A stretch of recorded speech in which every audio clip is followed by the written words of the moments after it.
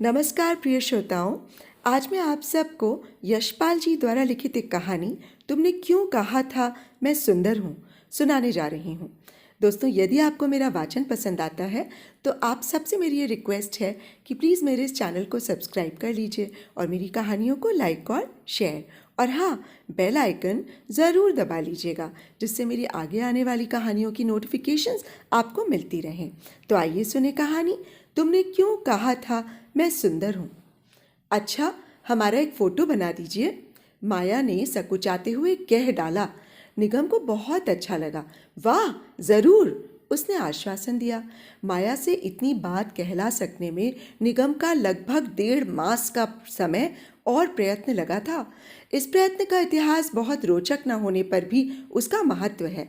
निगम और माया दोनों ही क्षय रोग की ऐसी आरंभिक अवस्था में थे जब सावधानी, उपचार और पथ्य से रोग का इलाज निश्चित रूप से हो सकता था।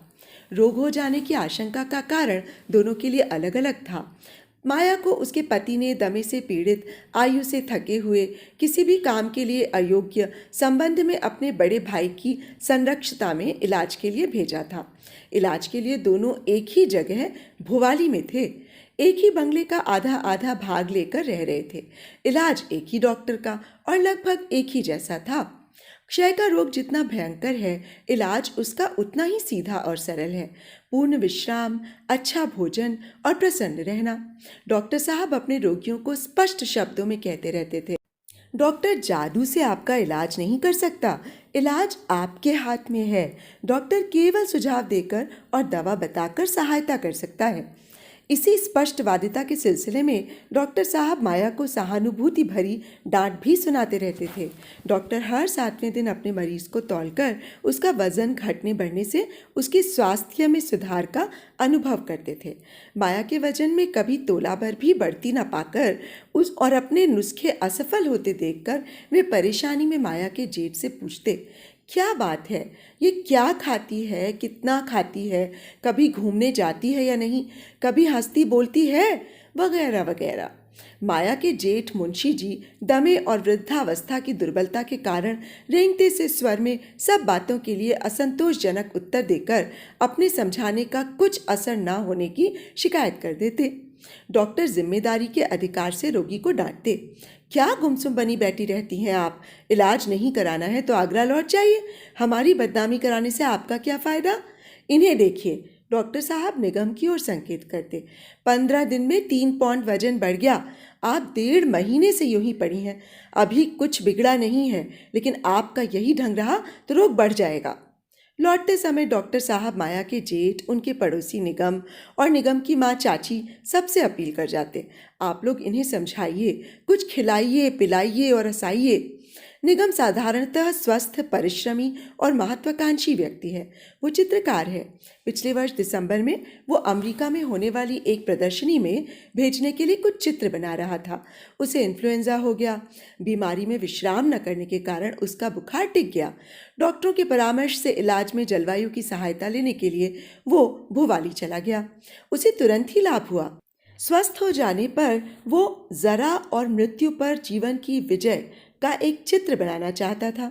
इसी भावना को वो अपने चारों ओर अनुभव कर रहा था। स्वास्थ्य और जीवन के प्रति माया के निरुत्साह से उसके मन में दर्द सा होता था। माया के गुमसुम और चुप रहने पर भी निगम को चाची से ये मालूम हो गया था कि माया आगरे के एक समृद्ध कायस्थ वकील की तीसरी पत्नी है। 24-25 वर्ष की आयु में भी उसकी गोद सूनी रहने पर भी वो कानूनन वकील साहब के 5 बच्चों की माँ है। माया के विवाह से पहले वकील साहब की पहली पत्नी 2 लड़कियां, एक लड़का, दूसरी पत्नी 2 लड़कियां छोड़कर एक दूसरी के बाद क्षय रोग से चल बसी थीं। जब वकील साहब की आयु प्रायः 46 वर्ष की थी, उन्होंने गृहस्थी संभालने और अपना अकेलापन दूर करने के लिए माया को पत्नी के रूप में स्वीकार कर लिया था। माया के 20 वर्ष की हो जाने के तक भी उसके पिता को लड़की के लिए कोई अच्छा वर न मिला था। शायद वे वकील साहब की दूसरी पत्नी की मृत्यु की ही प्रतीक्षा कर रहे थे। माया अपने जीवन का क्या भवितव्य समझ बैठी है, ये अनुमान करना निगम के लिए कठिन न था। उसका मन सहानुभूति से माया की ओर झुक गया। भरे यौवन का यूं बर्बाद हो जाना उसे अन्याय जान पड़ रहा था। माया के लिए भरे यौवन शब्द का प्रयोग केवल सहानुभूति से ही किया जा सकता था। आयु 24-25 की ही थी, शरीर भी छरहरा और ढांचा सुडौल था। सलोने चेहरे पर नमक भी था, परंतु आंसुओं की नमी से सील कर बहा जा रहा था।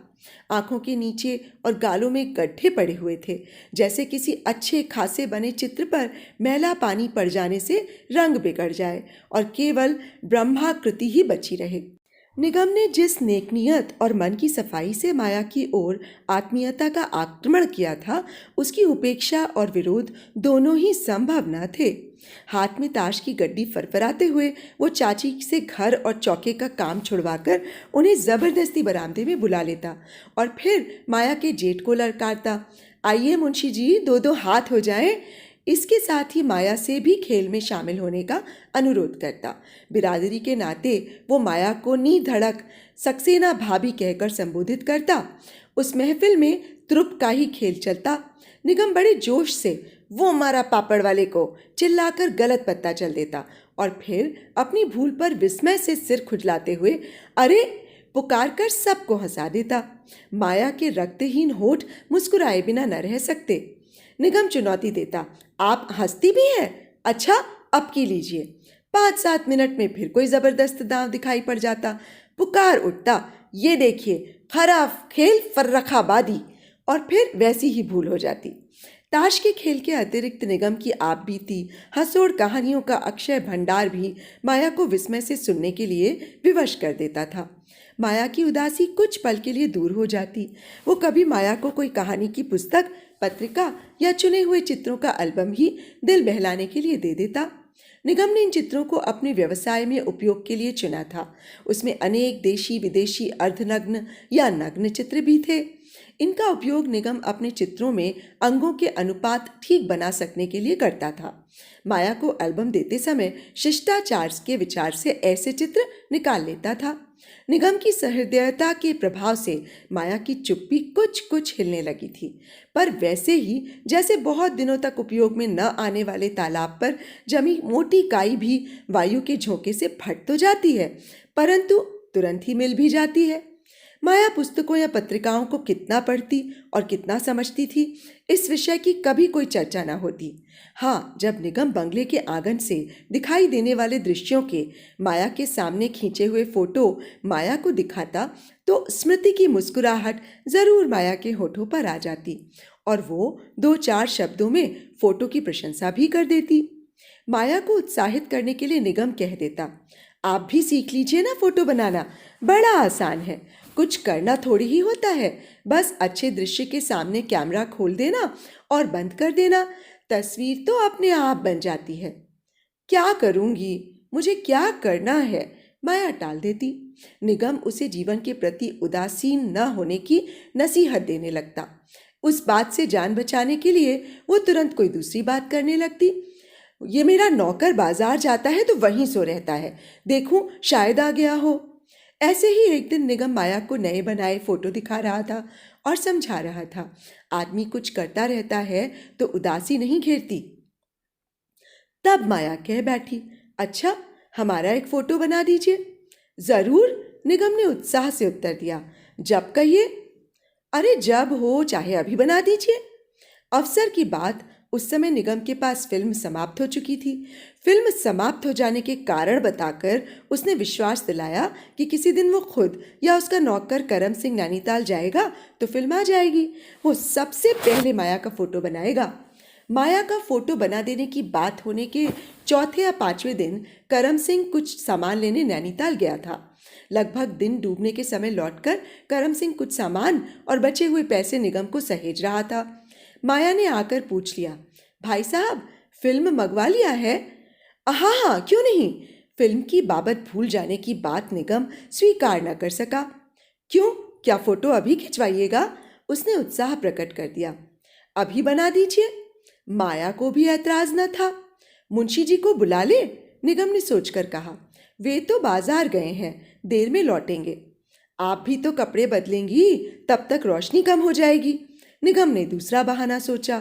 कपड़ों से क्या है, उपेक्षा से माया ने उत्तर दिया। कपड़े बदलकर क्या करना है, ठीक तो है। कोई और बहाना सोचते हुए निगम कैमरे में फिल्म लगा लाने के लिए भीतर चला गया। फोटो के सामान की अलमारी के सामने खड़ा सोच रहा था कि माया का मन रखने के लिए बोले हुए झूठ को कैसे निभाए। उसकी उंगलियां उन चित्रों को पलट रही थीं जिन्हें उसने एल्बम माया को देने से पहले निकाल लिया था। मन में एक बात कौंध कर उसके होठों पर मुस्कान आ गई। कैमरे में फिल्म की जगह पर समा सकने लायक एक फोटो उसने चुन लिया। 2 मिनट के बाद निगम कैमरे को तैयार हालत में लिए बाहर आया। लीजिए, कैमरा तो तैयार है, उसने माया को संबोधित किया। अच्छा, माया भी तैयार थी। साड़ी नहीं बदली आपने? निगम ने पूछा। ठीक है, क्या ज़रूरत है? आप कहती हैं ना साड़ी की तस्वीर थोड़े ही बनवानी है। निगम मुस्कुराया। हाँ, साड़ी से क्या होगा, जैसी हूँ वैसी ही रहूंगी ना। आपके बैठने के लिए कुर्सी लाऊं? ना, ऐसे ही ठीक है, जैसे मैं कहूँ बैठ जाइए। अच्छा, बरामदे के सामने से रोशनी आ रही है, यहाँ फर्श पर बैठ जाइए। दाई बाह की टेक ले लीजिए, बाई बाह को सामने ऐसे रहने दीजिए, गर्दन जरा ऊंची कीजिए। हाँ हाँ, सिर उधर कर लीजिए जैसे उस पेड़ की चोटी को देख रही हूँ। हाँ, ऐसे ही।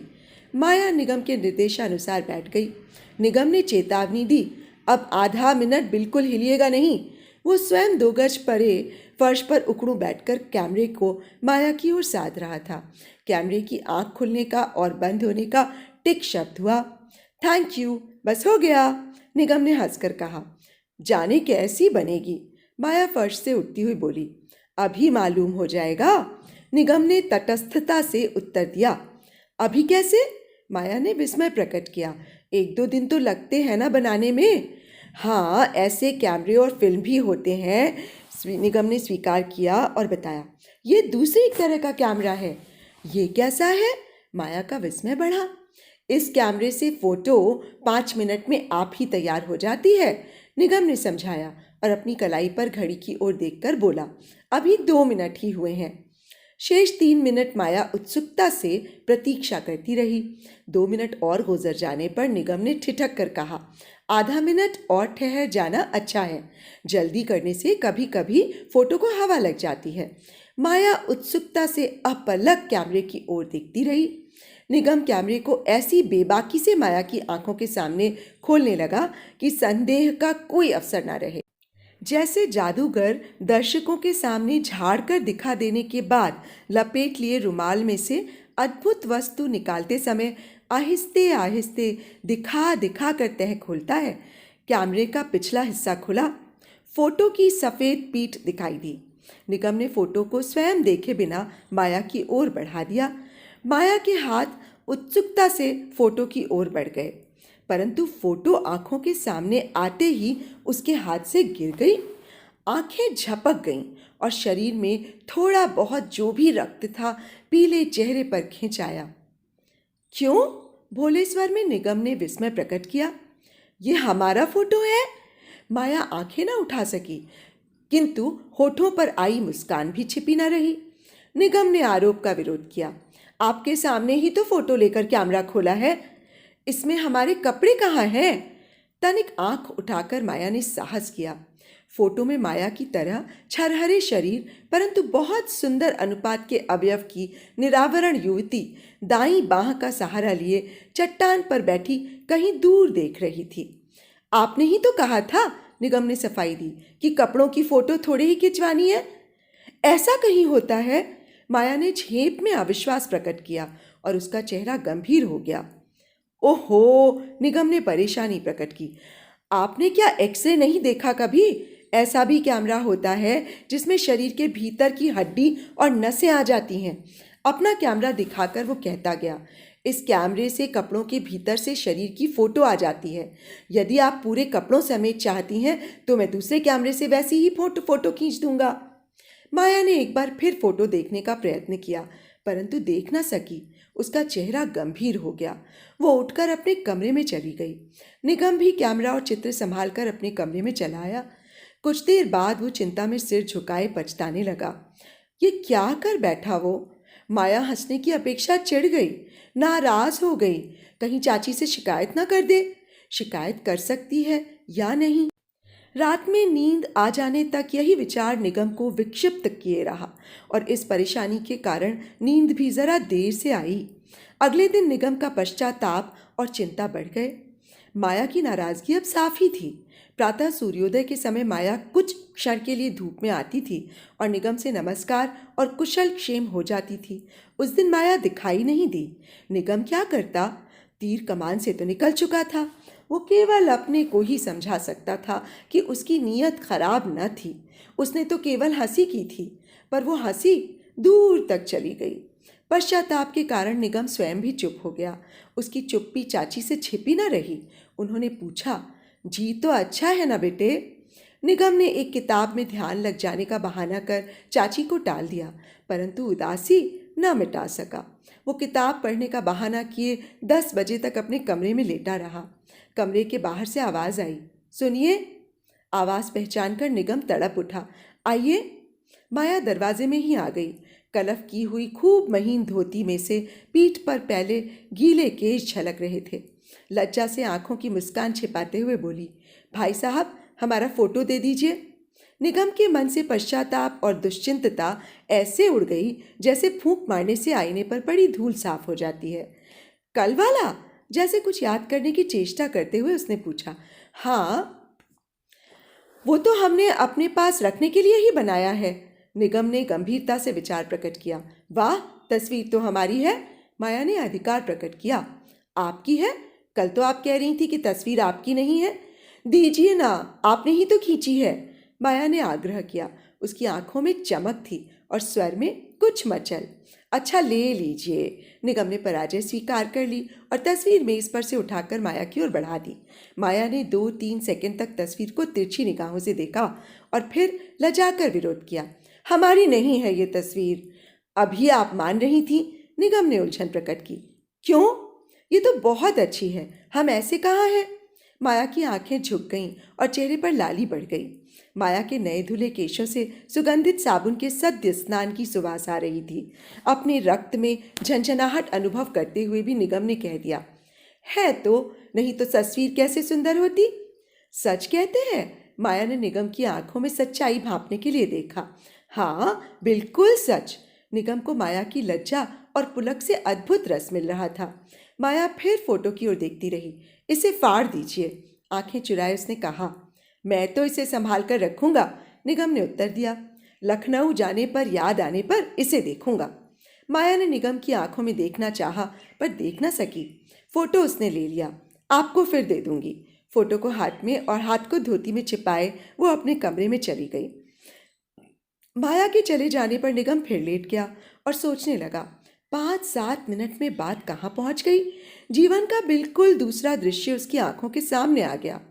अब तक निगम और माया में जो भी बात होती सभी के सामने और खूब ऊंचे स्वर में होती थी, परंतु अब अकेले में करने लायक बात भी हो गई। असाधारण और विशेष में ही तो सुख होता है। जिसे पीने में कठिनाई हो वही पीने की इच्छा होती है। अकेले में और दूसरों के कान की पहुंच से परे होने पर निगम कह बैठता, वो तस्वीर आपने लौटाई नहीं? हमारी तस्वीर है, हम क्यों दें? पर अच्छी थोड़े ही है। माया होठ बिचका कर देती। हमें तो अच्छी लगती है। आप तो यूं ही कहते हैं। अच्छा, किसी और को दिखाकर पूछ लो। धत, क्यों? शर्म नहीं आती? ऐसी तस्वीर बड़े वैसे हैं। माया प्यार का क्रोध दिखाती।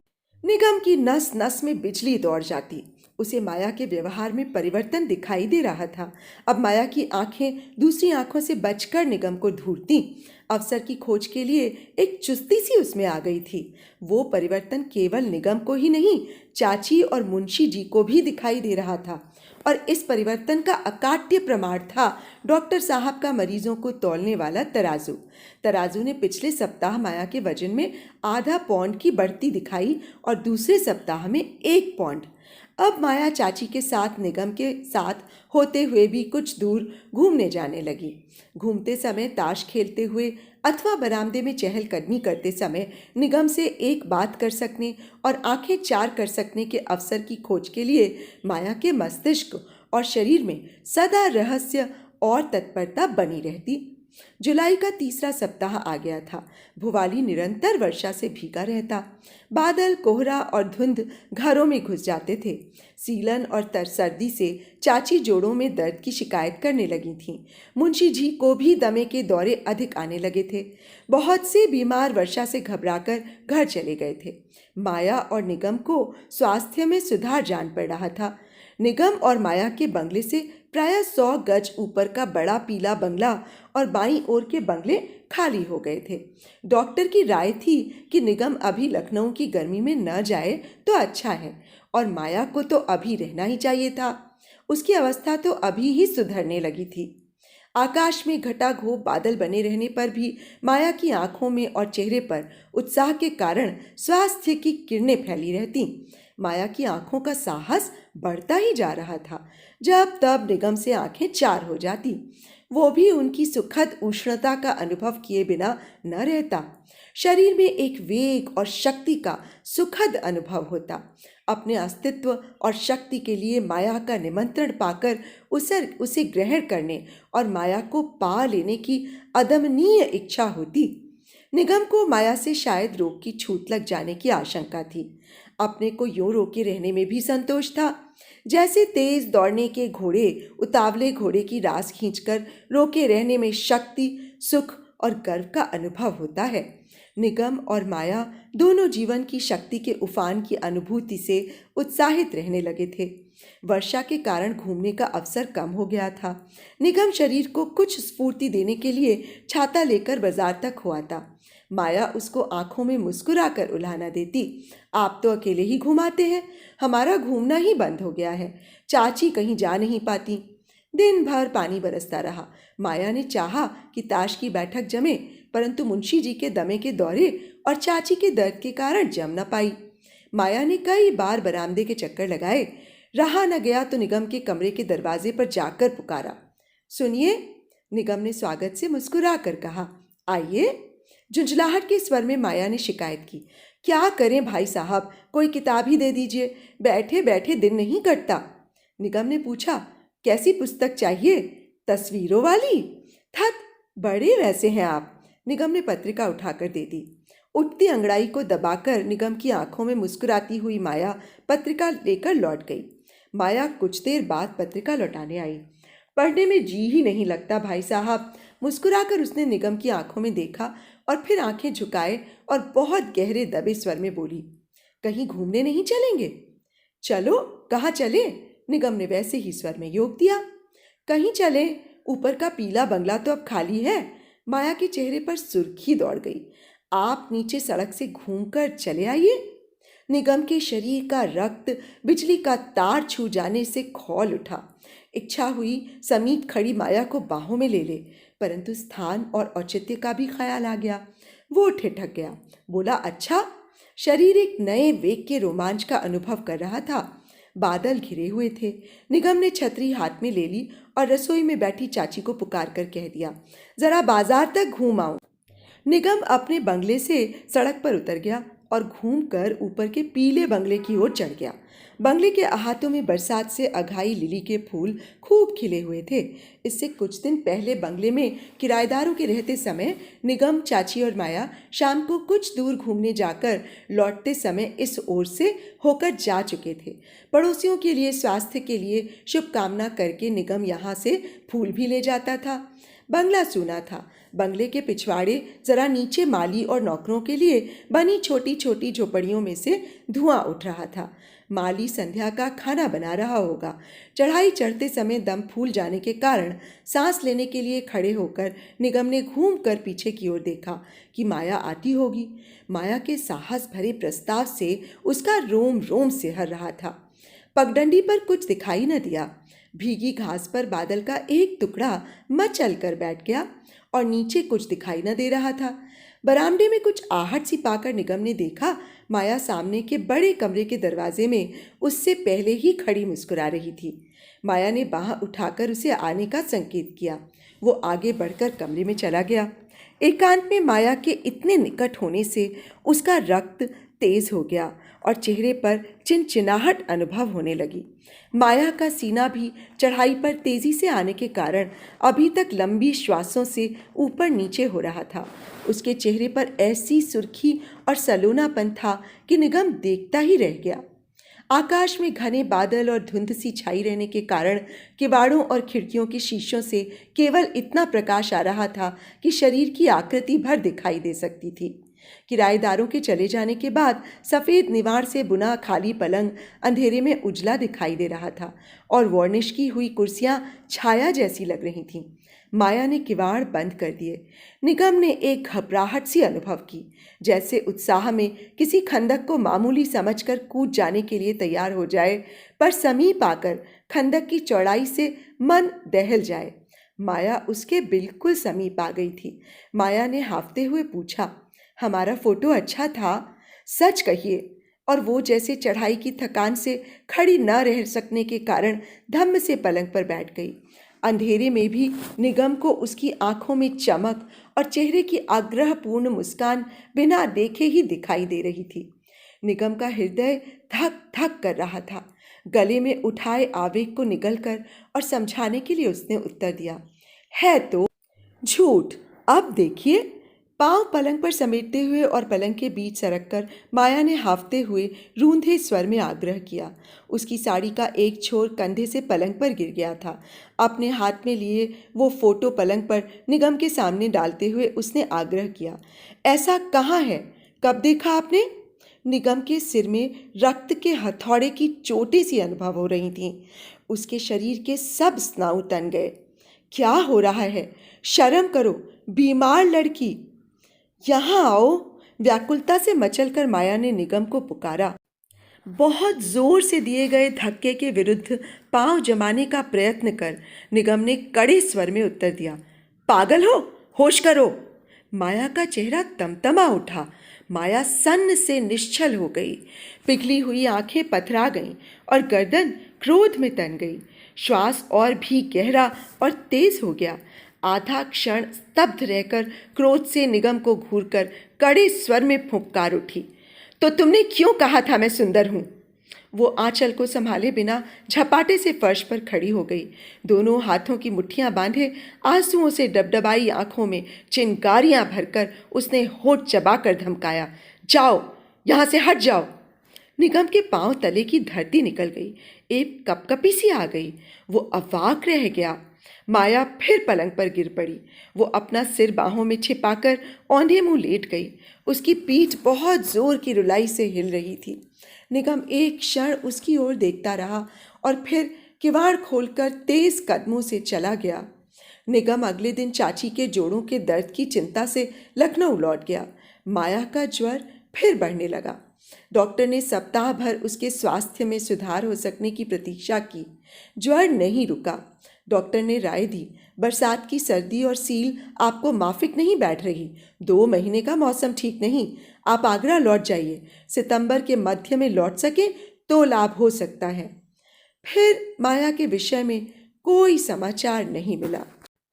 तो अभी आप सुन रहे थे यशपाल जी द्वारा लिखित एक कहानी, तुमने क्यों कहा था मैं सुंदर हूँ। दोस्तों, आपको कहानी और वाचन कैसा लगा मुझे अवश्य बताइएगा। तो अब मुझे इजाज़त दीजिए। नमस्कार।